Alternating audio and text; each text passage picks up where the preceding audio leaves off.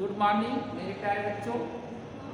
आज मैं आप सभी को पाठ 10 दाब के वीडियो भाग 4 में लघु उत्तरीय प्रश्नों के बारे में पढ़ाएंगे।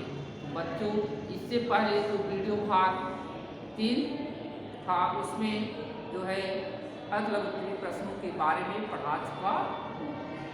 बच्चों, लघु उत्तरीय प्रश्न का जो पहला प्रश्न है वह विभिन्न कारकों को स्पष्ट कीजिए जिन पर दाब निर्भर करता है।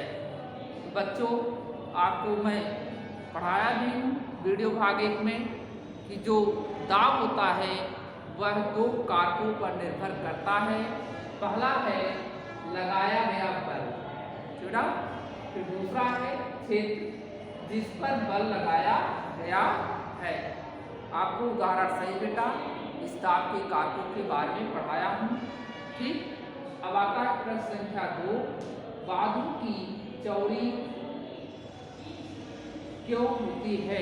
बच्चों, यहाँ पे एक चीज भूल गए हैं कि बाजू की नींव जो होती है, क्वेश्चन दिया है बाजू की जो है नींव, यहाँ पे भूल गया हूँ।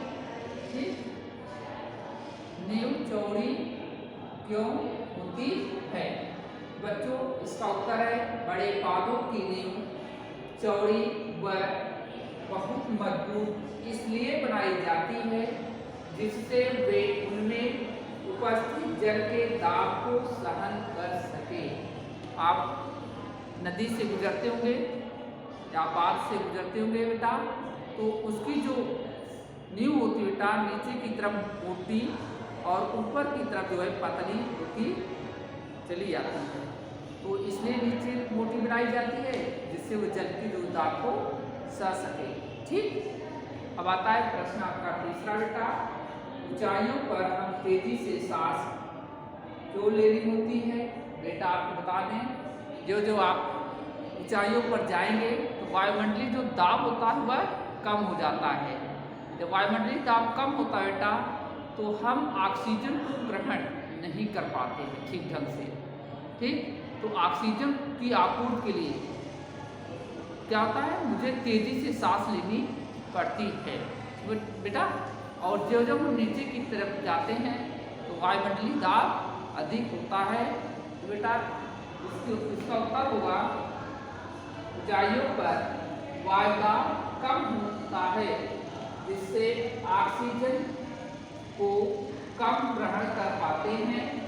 शरीर को ऑक्सीजन की आपूर्ति के लिए अधिक तेजी से सांस लेनी होती है।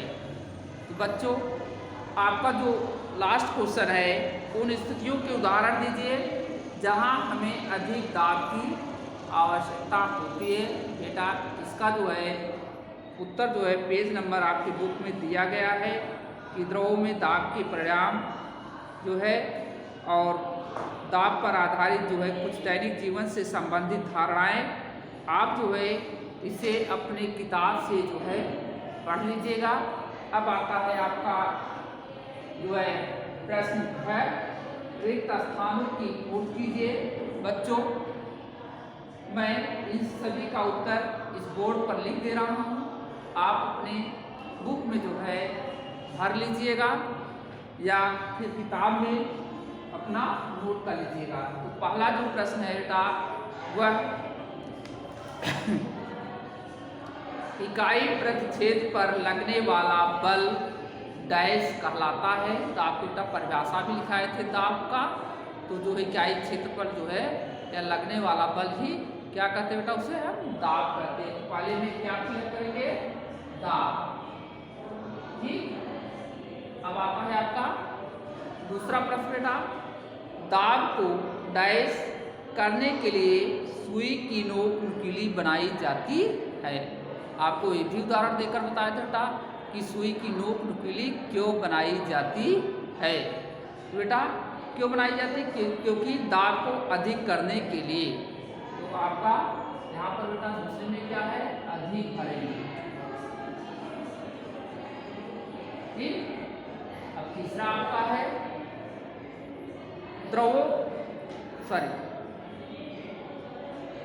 सॉरी बेटा, दूसरा प्रश्न है के स्थान पर मैं तीसरा प्रश्न पढ़ दिया था। दूसरा प्रश्न आपका बेटा कि डैश व वायु संयुक्त रूप से तरल कहलाते हैं। तो बेटा यहाँ पे मैं आपको बता चुका हूँ कि जल तथा वायु ये दोनों क्या होते हैं, तरल पदार्थ होते हैं। इसलिए दूसरे में क्या प्रयोग करेगा, जल तथा वायु। ठीक, यहाँ पर दूसरे में उत्तर लिखित बेटा अधिक, तो किसका उत्तर था आपका तीसरे का। तीसरे में क्या भरेंगे, अधिक। ठीक, अब आता है आपका चौथा प्रश्न बेटा, द्रव डैश दिशा में दाब डालते हैं। आपको चित्र के द्वारा भी दर्शाया हूँ बेटा कि जो द्रव होते हैं वे सभी दिशाओं में दाब डालते हैं। इसलिए बेटा आप यहाँ पर जो है क्या प्रयोग करेंगे, सभी। ठीक, अब आता है आपका बेटा प्रश्न संख्या अंगर चयनात्मक प्रश्न, सत्य और असत्य लिखना है। मैं इस प्रश्न का उत्तर बोर्ड पर लिख दे रहा हूँ, आप इसे जो है किताब में या कॉपी में अपने नोट कर लीजिएगा।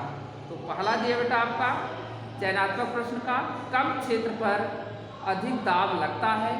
बेटा जब क्षेत्रफल कम होगा तो वहाँ पर दाब अधिक लगता है, जब क्षेत्रफल अधिक होगा तो दाब कम लगता है।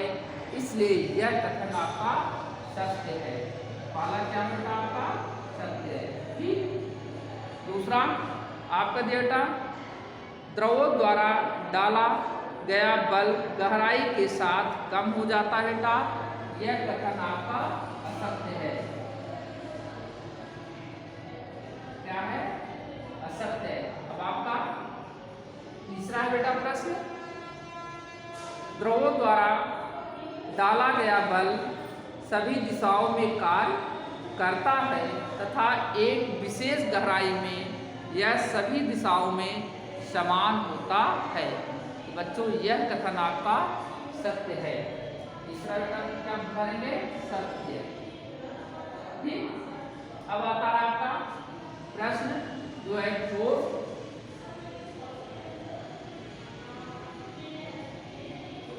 प्रश्न 4 बेटा आपका, एक विशेष सतह पर लगा बल दाब कहलाता है। बेटा ये गलत है, क्योंकि इकाई क्षेत्र पर लगा बल दाब कहलाता है।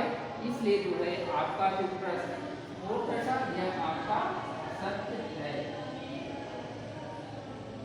ठीक, अब प्रश्न संख्या जो क्या है, बहुविकल्पी प्रश्न है बेटा। इसके भी उत्तर मैं इस बोर्ड पर लिख दे रहा हूँ, आप इसे अपनी किताब में नोट कर लीजिएगा। पहला प्रश्न है कि एक सतह पर डाला गया बल बराबर होता है बेटा। तो पहले का जो है दूसरा जो है ऑप्शन सही है बेटा, बल अपान क्षेत्रफल क्या होगा, बल अपान क्षेत्रफल। बेटा दूसरा दिया है आपका दाब बढ़ता है। बेटा दाब जो है 4 ऑप्शन दिया है, क्षेत्रफल में वृद्धि के साथ, क्षेत्रफल कम होने के साथ, तीसरा दिया था बल में वृद्धि के साथ, चौथा दिया है कि दूसरा तथा तीसरा दोनों। तो बेटा क्षेत्रफल कम होने के साथ दाब बढ़ता है, बल में वृद्धि के साथ भी दाब बढ़ता है। इसलिए बेटा आपका ऑप्शन जो है 4 सही है, दूसरा तथा तीसरा। दूसरा तथा तीसरा दोनों।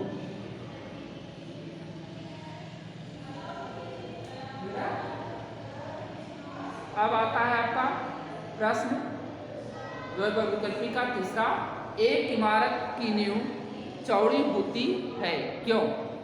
बच्चों ऑप्शन दिया है, बूंद पर दाब कम पड़ता है, बूंद पर दाब अधिक बढ़ता है, इमारत सुंदर लगती है, इनमें से कोई नहीं। तो बच्चों इसका उत्तर होगा पहला, भूमि पर दाब कम पड़ता है। तो बेटा पहला होगा भूमि पर दाब कम पड़ता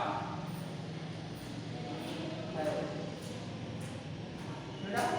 तीसरे का जो है पहला, अब दिया है आपका कोट, जब हम जल के अंदर नीचे की ओर जाते हैं तो द्रव का दाब बेटा बढ़ता है या घटता है, समान रहता है या कहा नहीं जा सकता है।